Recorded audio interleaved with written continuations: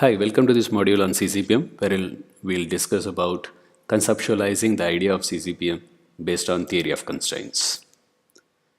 Now that we have a basic knowledge in five-step focusing process, that includes identifying the constraint, exploiting it, subordinating non-constraints, elevating the constraint, and again looking for the constraint, the movement of the constraint within the system. It is time that we apply our learnings to project management situation. Here in this module, we are going to model the concept of CCPM based on this particular focusing process. In one of the earlier modules, we understood that there are four key elements in project management, that is scope, schedule, resource allocation, and uncertainty. Out of these elements, which one of these would create a major chaos in the project? Since the project is primarily designed to achieve an objective, scope gains more importance than any other element in the project. Moreover, schedule and resource allocation depends on scope definition of the project.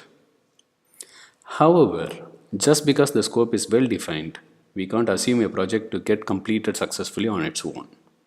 Even projects with well-defined scopes do fail because of uncertainties that could attack scope or schedule or resources.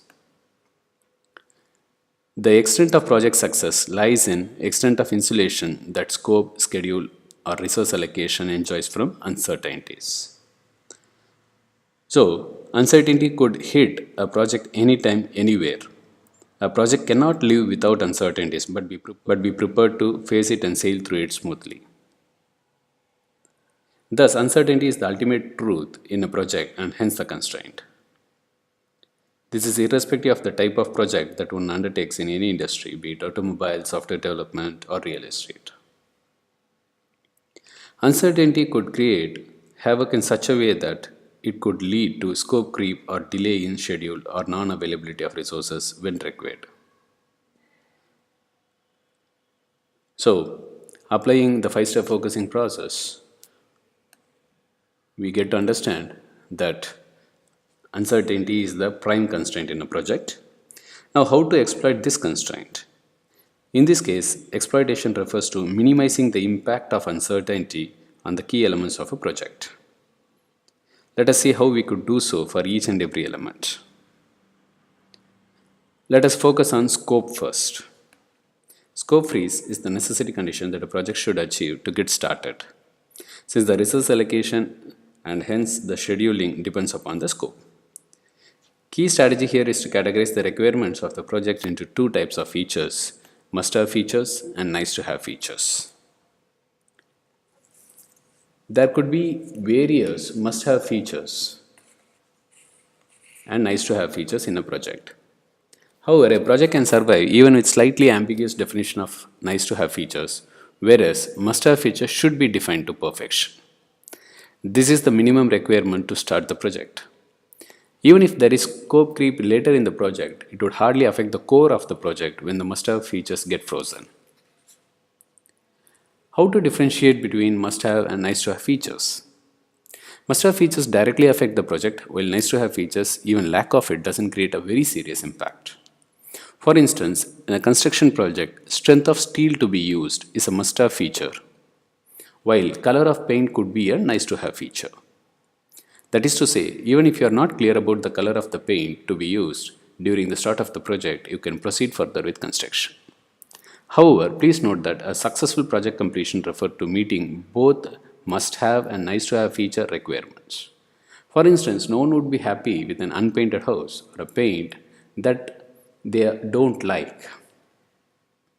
The assumption here is that the color of the paint could be evolved in the middle of the project as well. Now, the next element to protect from uncertainty in a project is the schedule.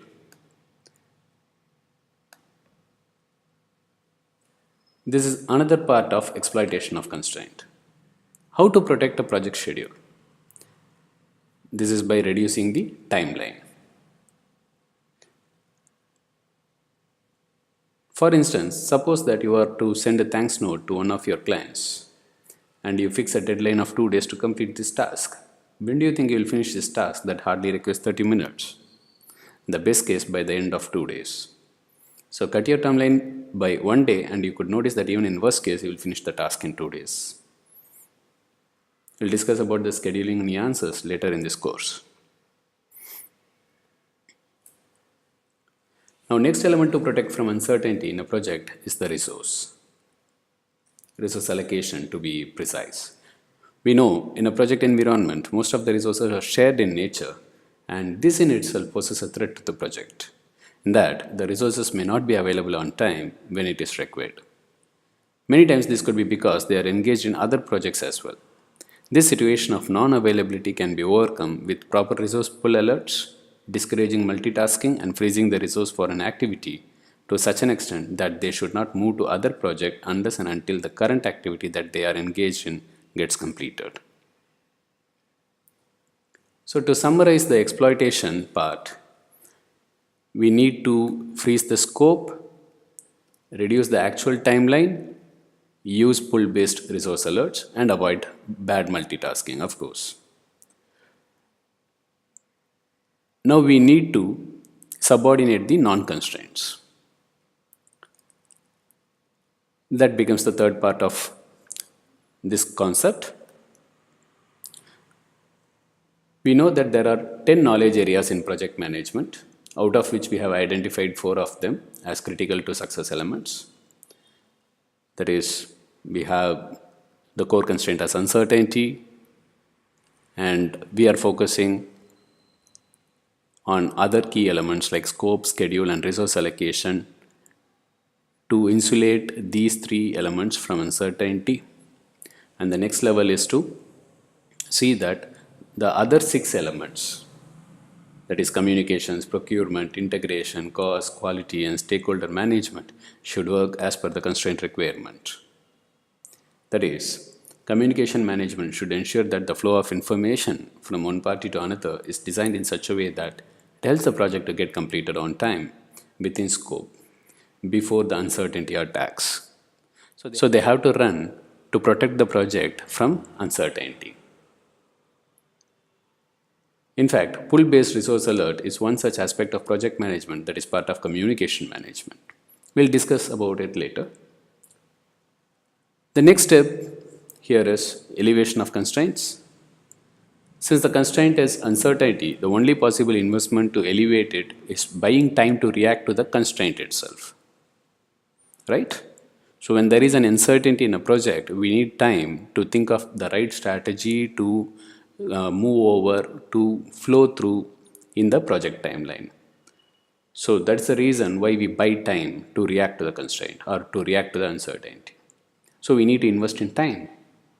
If there is a scope creep, the project manager needs time to confirm it, reschedule the project, and deploy resources accordingly.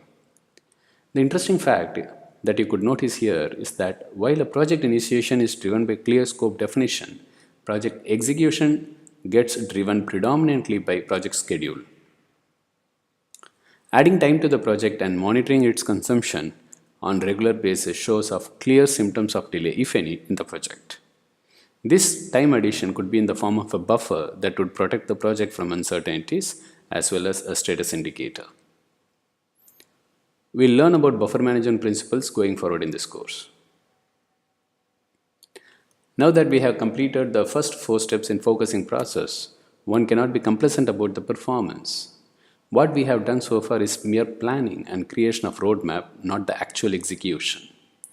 Due importance should be accorded to monitoring the project, defining escalation levels, creating feedback mechanisms, and thus controlling the overall project performance. And thus, this can be done effectively with right buffer management techniques. Always remember, a good plan is half done, just half done. Good enough. So in this particular module, we have tried to apply the learnings what we had about theory of constraints, the 5-step focusing process, to evolve a project management model. So this particular picture, it summarizes it all. So this is the summary what we have, and in the next module we will look at some illustration of CCPM implementation. Catch you there. Thank you.